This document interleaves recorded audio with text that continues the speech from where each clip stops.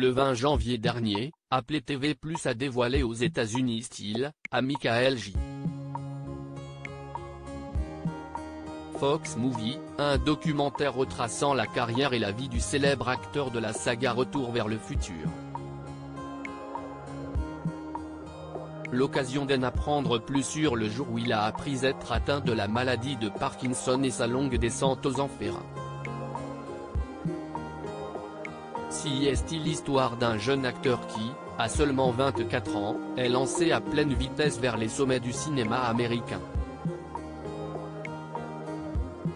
En 1985, Michael J. Fox est choisi par Robert Zemeckis pour tenir le premier rôle d'une saga devenue culte, Retour vers le futur. Grâce à son interprétation de Marty McFly, le comédien devient un vrai monument de la pop culture, icône de toute une génération.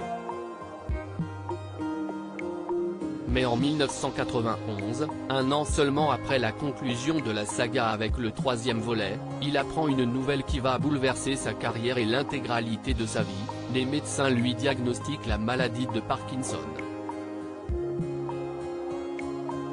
Je me sentais impuissant. Dans un sens, je trouvais ça injuste. C'est difficile à expliquer, confiait-il à ce sujet en 2013.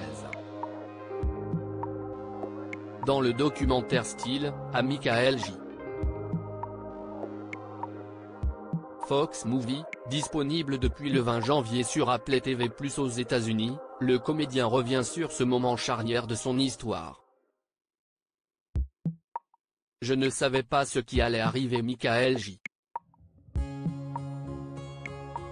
Fox raconte notamment comment il a compris que quelque chose n'allait pas. Il se réveilla un matin avec le petit doigt qui tremblait, ce qu'il met d'abord sur le compte de sa grosse soirée de la veille en compagnie de Woody Harrelson.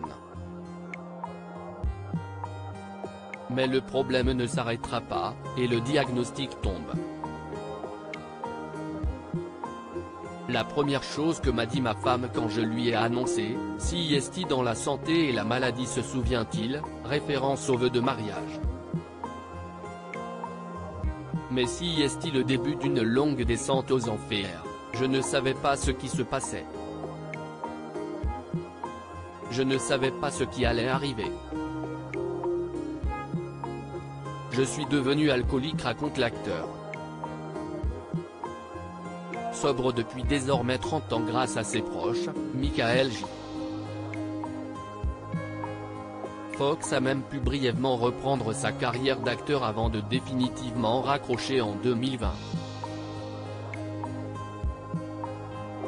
En octobre dernier, il avait fait sa première apparition publique depuis des années aux côtés de son compère Christopher Lloyd, laissant entrevoir l'avancée de la maladie. Il confie cependant dans le documentaire travailler au quotidien pour contrôler les symptômes, et assure avoir trouvé la paix.